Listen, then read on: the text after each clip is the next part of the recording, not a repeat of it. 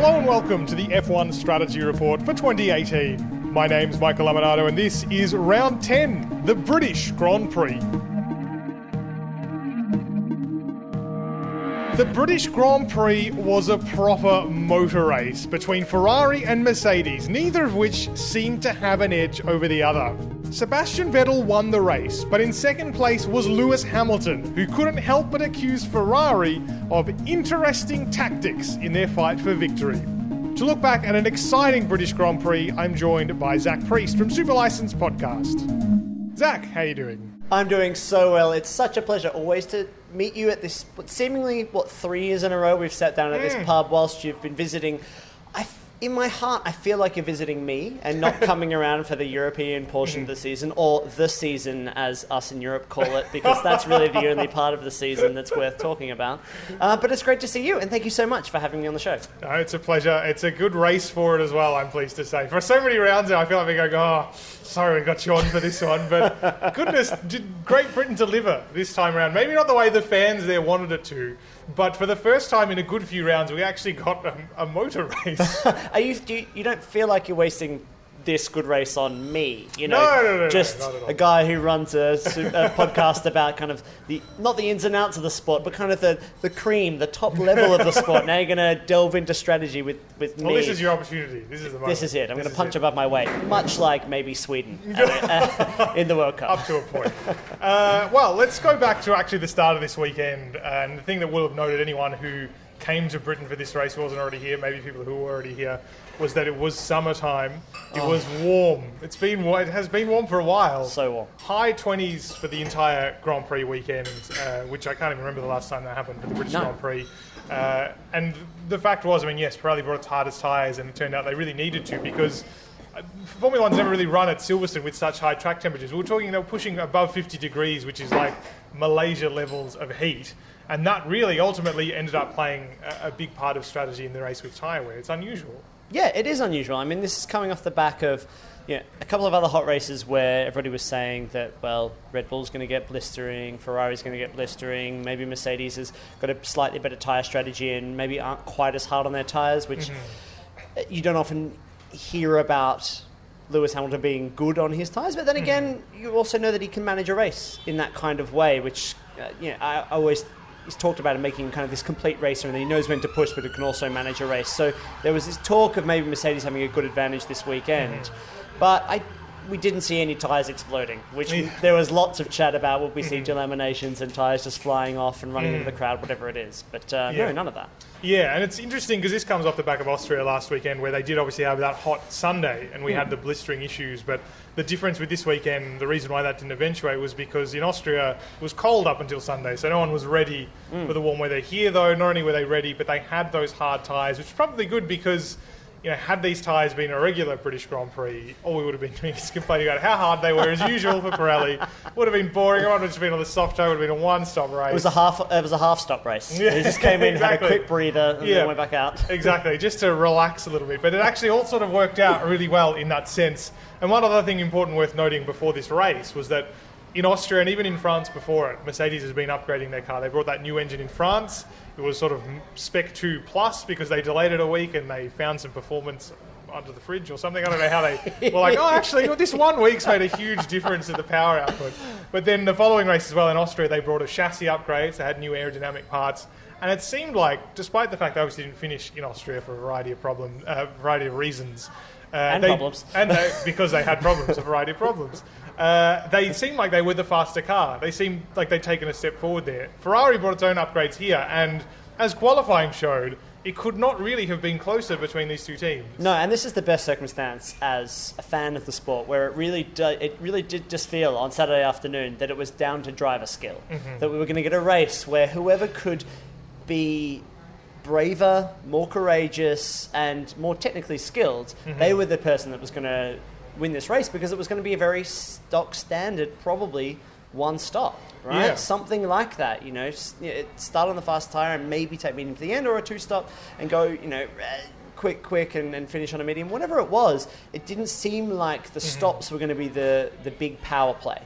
for the weekend. Exactly. And we saw it was a great qualifying battle. I mean, Sebastian Vettel got provisional pole, and then Lewis Hamilton, extremely emotional afterwards because he beat him by 0.044 seconds, which happened to be his driver number. Like, it was a British weekend, right? Like, everyone loved it. It was the story. It could have only been better if it was 007. Like, that was literally the only thing that could have made it better. Yeah. But, I mean, it did seem like a weekend that was really challenging the drivers. You know, it really pushed them to their limits. I don't know why why they aren't kind of ready for somewhat of a warm race at some points still. But yeah, no, it seemed like it pushed them to their hardest. I mean, there's talk that this is perhaps Lewis Hamilton's best qualifying lap, is what they say after every race where he gets pole. Was it the best lap ever of this layout of this track? Maybe. I mean, it's fine.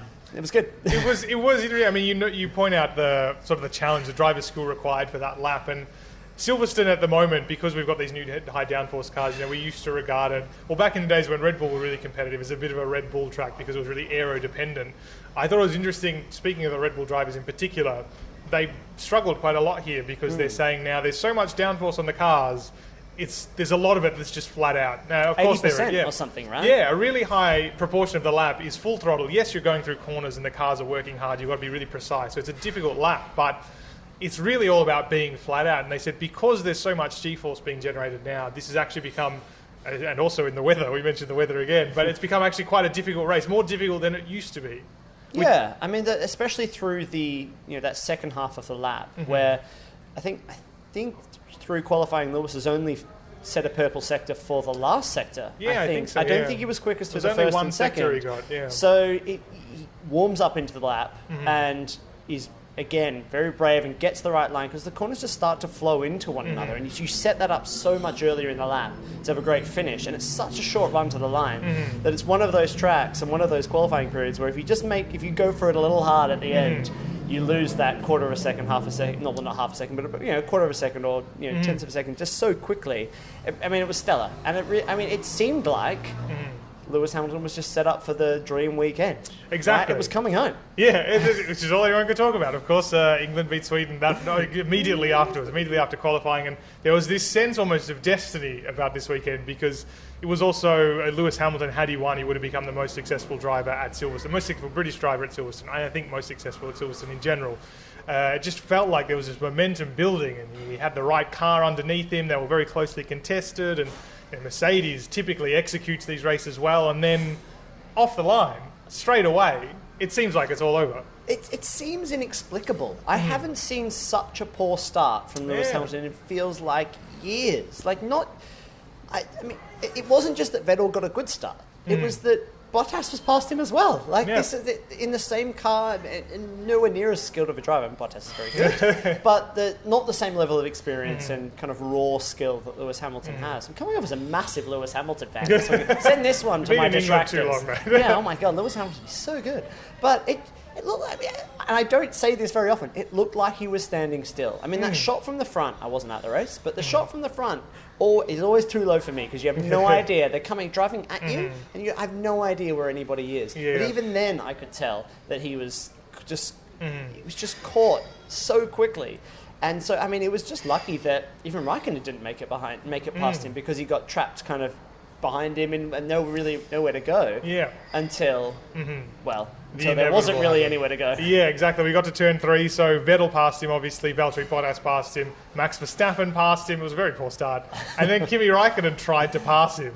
Had a crash, turn 3, Hamilton spun off, dropped to pretty much last on the grid. I think he was second or third from last by the time they crossed the line afterwards. Because the Williams started from... Yeah, from pit lane. Yeah. Which they almost crashed into Sergio Perez, who had some kind of nightmare of a start at turn 1. Doesn't warrant a mention beyond that for this podcast, I think. This is a digression, but Lewis Hamilton used the word tactics. So tactics counter strategy, so we're going to talk about it in the strategy report. Accused Ferrari after the race of doing it deliberately, implied I should say rather than accused and implied, and of course he harked back to when Vettel hit Bottas at the French Grand Prix in similar circumstances. Vettel got a 5-second penalty, Raikkonen got a 10-second penalty. It seems like it should be fairly straightforward to dismiss this as a sort of I guess, an emotional response after losing his home race after it felt like he was due to win it? Well, Toto Wolff, it was Toto Wolff who also said similar things. He said something like James Allison, the technical director, told him in a comment or a conversation, either it's, I think the word was incompetence or deliberate or incompetence. To me, that sounded more like it's incompetent. Like the way he was saying it was, of course it's not deliberate, it's incompetent. Yeah. Maybe that was how Hamilton got to that conclusion. He was like, oh no, it's not incompetence, it must be deliberate. Yeah, I mean, even Niki Lauda has been saying that, like, well, this is just so poor. Why are they racing like this? Is essentially the kind of thing he's trying to say, and that this is just not gentlemanly or clean racing or very professional.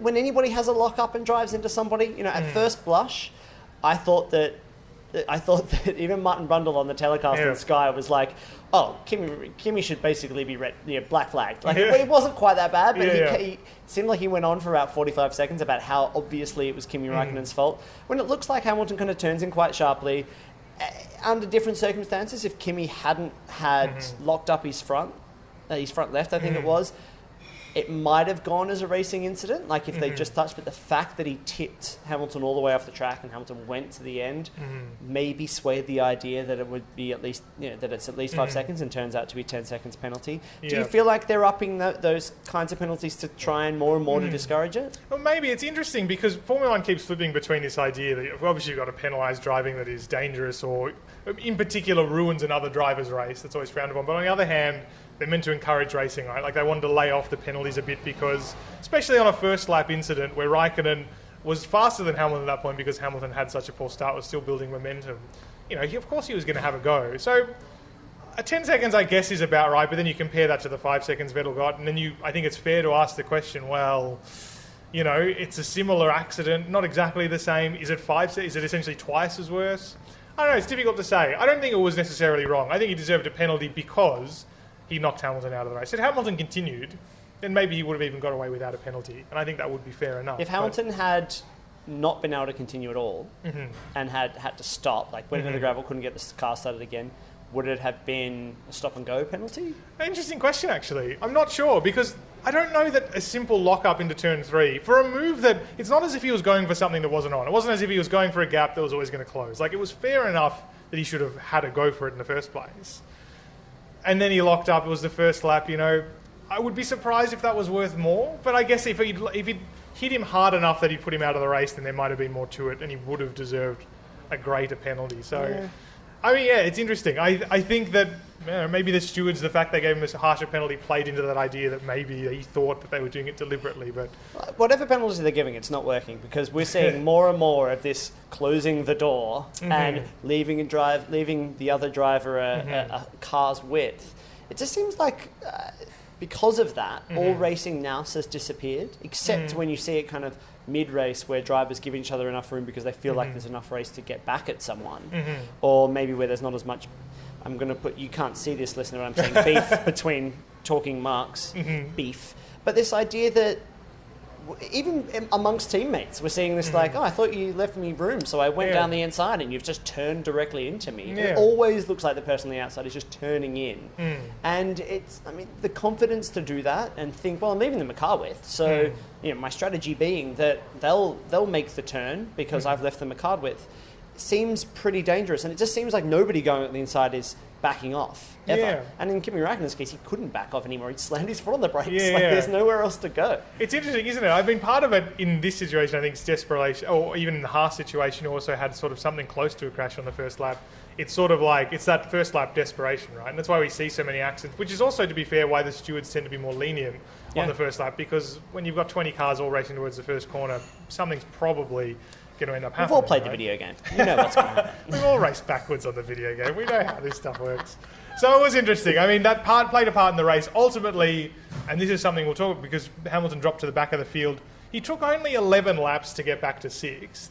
So even for Raikkonen, a 10-second time penalty, okay, it took him out of contention, let's say, I can't even say for the podium because he finished on the podium, but let's say it should have taken him out of contention for the podium before the safety cars, and certainly took him out of contention for the win. But again, Lewis Hamilton climbing through the field, and we've seen this in other races before, Vettel in France, for example, and Bottas for that matter. The top 6 cars are so much faster than everybody else. I mean, I remember, at the time I was like, oh, look at all these passes that are happening. but you couldn't get excited about them because it was like watching Le Mans or a sports car race where they were racing in different categories because you knew there was no way he wasn't going to pass any of these drivers. Not on those straights. I mean, they just have the packages are so much better with the DRS zones as well.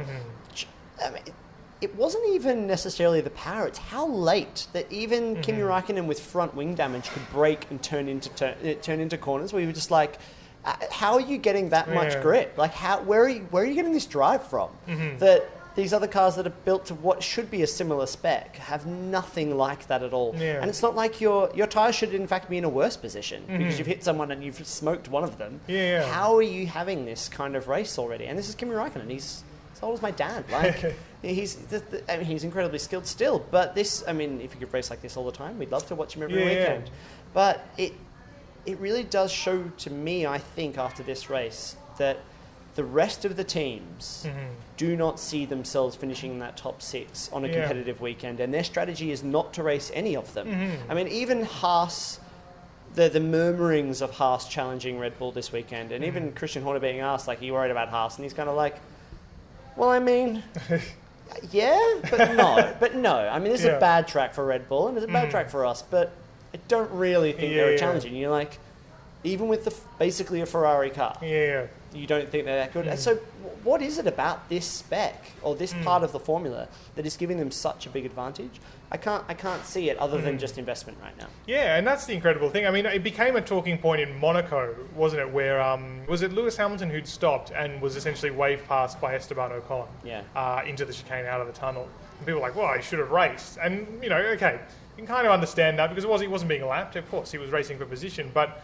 like you say, these teams are just not in the same race. They're substantially slower than the front runners. It wastes only their time to fight against what is really the inevitable. Like, that car's fast enough, it's going to get past eventually. If not now, then just a little bit later on. And it's sort of, I mean, we got a spectacle this race because we had the top 6 cars racing one another, and we always have some good scraps in the midfield, but there was never even a chance, like you said, Haas, which looked really strong, even Sauber, which looked strong this weekend, of getting anywhere near the podium. It was just never going to happen. It's out of the question. No, and as long as we keep getting these dry, even really hot races where they're probably going to affect the cooling and the strategies of the other teams far more than they're going to affect the top 6. Those 6 aren't really going to be challenged. I mean, the idea that we would lose 4 of them enough that somebody's going to make it on the podium. I mean, yeah, you'll see it at some street circuits, but I don't think we're going to see it at races like Spa and at the German Grand Prix as well in Budapest. I don't think we're going to see that level of carnage. Maybe on the first lap, but not just general attrition through the race. I mean, this was maybe the only other concern strategy-wise that Mercedes might have had, which is that they did have concerns about their new package for, as you said at the start, different reasons. So, no, you're right. I think that the rest of the teams will just say, you know what, just let that guy past. He's going to lap you in 30 laps, so don't worry about it. Yeah, exactly right. So they caught up within 11 laps. Kimi Raikkonen eventually made his stop on lap 13. He caught up fairly easily. He didn't lose as many positions, obviously. So they were back on the tail, but up at the front with Vettel and Bottas at the time. It was sort of like this great cat and mouse game because the cars were so evenly matched. I think Vettel was edging ahead a little bit on the soft tyres, but it's kind of 4. He had 4 seconds within 4 laps, I think, and then it just stabilised. Exactly. But then when they switched to the mediums, and Vettel switched on lap 20, Bottas switched on lap 21, and that would prove important as well, those lap times when we get to the safety car.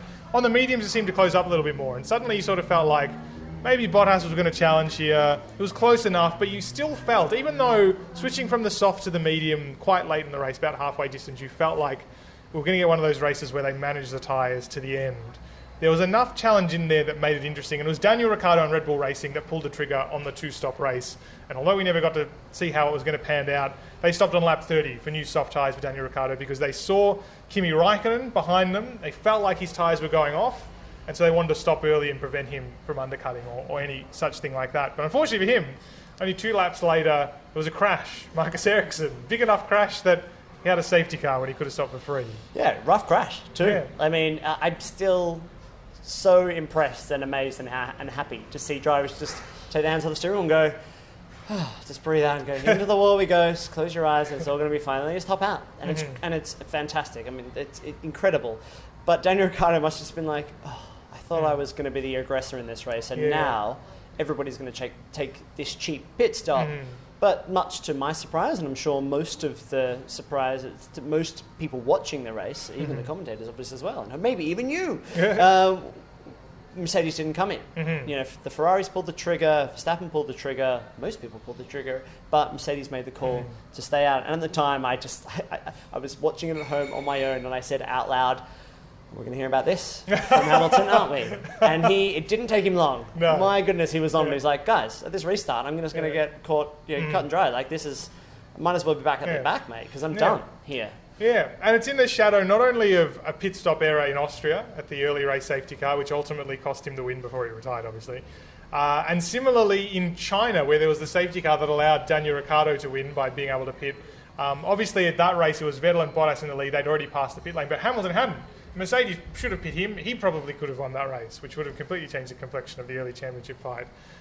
This seemed like the same thing had happened again, but it was fair enough. The way to describe it afterwards was that with the cars so evenly matched, as we've said, may as well do something different. I mean, Hamilton had stopped relatively late because he'd been running so long. He stopped on lap 25, so it's about half distance, close to half distance. Yeah. And the idea was that, well, Ferrari's going to pit, we're going to be behind them, probably not going to get past them because we're pretty closely matched. May as well have a go at something else. Yeah, and they don't follow that well. Another key point about the Mercedes. And exactly. they didn't have another set of new softs. Yeah, so correct. There were too many checks in the cons column, probably for Toto Wolff and the rest of the strategy team. Does Toto call on strategy? Maybe he doesn't, actually. I think it's more James Vowles. I think he gets to... I mean, he apologised. He has to make public apologies. Yes, exactly. He's publicly apologising for Brexit as well. It's tough, and I would hate to be on the, like, if the strategy calls on the knife edge and have to call Hamilton to be like, so, you might not like it, but I'm taking you home from the party early because you've got a big day tomorrow. Like, it was tough to swallow. At that point, it felt like the wrong call for me. You know, I feel like they could have pushed enough, and that there was enough overtaking opportunities at Silverstone, and there was enough racing grit within both their drivers to maybe make that change. Because the opposite of that is, if you play the conservative strategy like they did, I don't think they had a chance of really winning the race. It's defensive tactics instead of offensive tactics, and that's what Mercedes feels like to me. They're always conservative. They're like, well, we're the best, so we'll just defend what we have, and they aren't the best anymore. Yeah, that's an interesting point. Like, with the strategy calls, you do feel like they've not yet adjusted from having all the time they had to play with. When it was just Rosberg and Hamilton, like a second a lap faster than everybody else. Didn't really matter what they did because they had the pace to overcome everybody else anyway. In this situation, I mean, you can sort of see a similar thing. Like, it seems like the default always seems to be not to stop. In this situation, it was to maintain track position. And I think in this situation, you can't describe it as an aggressive move or a progressive move or any such thing because it was not stopping. But I think in this situation, the idea was to leave Bottas out in the lead, right? They gave him the lead, they gave him track position. And I think it was bold because, didn't come off in the end and it was always marginal, like you say. But the idea was that you're going to defend that track position. Like, we're going to put you in the lead and then see if you can hold it because otherwise you might not be able to attain that lead. So I think it was fair enough for them to have a go. And for Bottas, I guess it ended up being the wrong decision, right? Because his tyres ran out with about 5 laps to go when he got passed by Vettel. I passed him. It was so slow. It was incredible. Some great defending from him, though, it has to be said. I was thinking at the time, if he wins this race, this is going to be like a really this well-deserved one. This is the one. one, as we've said about every single time he's done okay. Which is such a, like, you feel like him and even Ricciardo in this situation. Ricciardo's won races this year, but they feel like they've been hard done by this season so far in some respects. Bottas again this year, like, had it been 5 laps longer, and the second safety car helped him, right? Like when Grosjean and Sainz crashed into each other, that was like a little bit extra. I think it was an extra 3 laps of safety car that meant those tyres could be preserved. What would those tyres have done if he didn't have that second safety car? A good point, yeah. Would it have been 10 laps? Like, would they have to have pitted him again because he could have just kept falling back? Which is fair, because he would have been done by Ricciardo. Right? Exactly. Yeah. They can't. And I mean, it's still all just risk. Like, having to be, swap positions with Hamilton. That's the thing that's worth talking about. That's kind of the half and half. Like, Hamilton was faster than him, but it's definitely for the championship points. Yeah. So I mean, the idea of coming from last to second is pretty insane for Hamilton, and it really does minimise that gap. But I mean, what was their strategy if there wasn't the second safety car? That his tyres were just going to go so far off the cliff that he was just going to hold that position? There was no way. There's no way he was going to be able to hold onto the podium. So it's probably fair to say in retrospect then, if we come to the conclusion on this matter, and I think we're close to, is that Bottas should have been pitted probably, because that second safety car was obviously no guarantee. No one could have predicted that. Whereas Hamilton, we don't know how long Hamilton's tyres would have lasted. They're only, I think, 3 or 4 laps younger. So theoretically, maybe only 3 or 4 more laps, or very close to the margin there. His was just enough to pull off second place, which I think, considering that he had such a poor start, if we go back to that, second was the most he deserved in that sense, because there's no reason he should have been able to get that position back from Vettel. Whereas for Bottas, he probably should have got more and should have made that second stop. And this just all comes back to Mercedes 1 and 2 drivers, right? Bottas is the guinea pig. In some respects, I guess, yeah. I'm more and more, I think, as this competition's gotten closer and closer between Ferrari and Mercedes, I almost said McLaren, they wish, in days gone by, that it's gotten so much closer that they need every inch, every millimetre they can get, and Bottas is the whipping boy for that. That he is the guy that they will experiment and they'll be like, yeah, you're first, so you get first pit call, but you should definitely come in. That's what we're encouraging you to do. Yeah. I mean, it just happens to strike a balance between what we want Hamilton to do. But, I mean, it was a no-brainer to swap them later. So, I don't know. I just can't see how they expected Bottas to not only stretch those tyres, but also defend. So, we've delivered an interesting conclusion those last 10 laps. We look a little bit further down the field. The real interesting strategy of note that wasn't what ultimately ended up being a 2-stop, or in some cases that long 1-stop, was Renault. And this was I suppose a big race for Renault, because they didn't score at all in Austria when Haas finally did that weekend. They've been promising to do since Melbourne and scored with both cars. It's Melbourne years ago as well. Yeah, exactly. 10 races ago. This time Renault wanted to score back, because that's probably the only team Renault's actually threatened by is Haas. And they decided they wanted a definite 1-stop in this race because the midfield is messy. So they started Hülkenberg, who was outside of the top 10, on the medium tyre and switched him to the hard. And they also switched Sainz to the hard as well, starting from the medium tyre. Sainz retired. I didn't recognise that tyre at the time. I was like, intermediate. Oh, yeah, blue. because they changed it to blue. It's a light blue. Do you know the reason for it? It's meant to be, what was it? Oh, God. It's the coolest tyre, right? It's ice blue. I can't believe I've listened to enough Pirelli bullshit. I mean, bull something over the weekend to hear that. Why? Of all the colours? Yeah. Also, they already had a colour for that. We're talking about whether the tyres are too confusing. You may as well keep the same colours, so at least people know. They should choose black. Just blend in. Fanta black. It's like if there's no markings on it, it's the hardest tyre possible. Or did an inverse where the tyre is actually white and the writing is just black. Could they do that? Probably not. Maybe they could. But they would become a bit Dalmatian by the end of the race with all the bits. With all the stuff coming off. That'd be fine though. That'd be interesting. Give it a go, Pirelli. It worked for Hülkenberg though. I mean, the hard tyre was about a second softer, but it easily lasted the distance. In those hot conditions, it also had reasonable performance.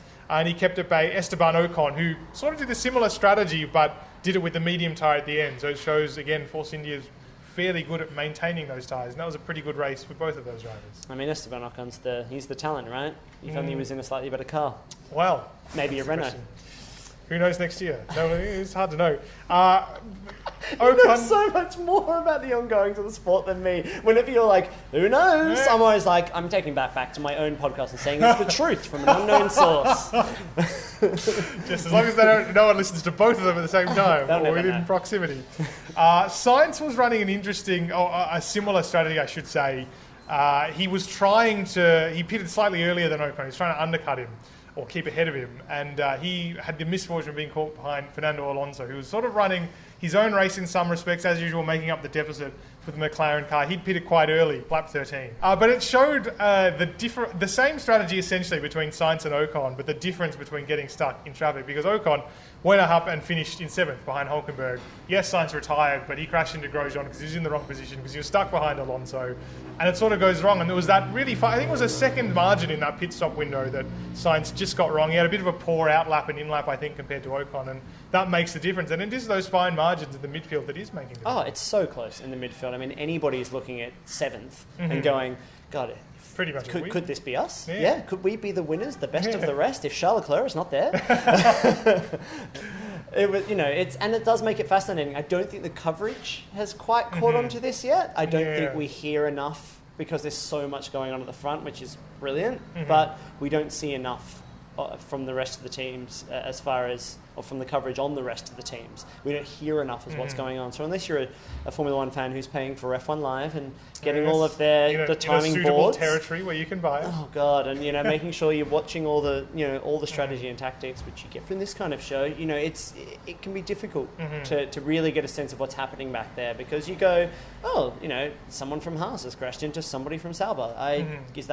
Was that important? Where were they? It's a good point, because the battle is so ferocious. I mean, we talk about how close Ferrari and Mercedes were this race. It's almost that close every race in the midfield. I mean, for example, like you say, Sauber was competitive this weekend somehow.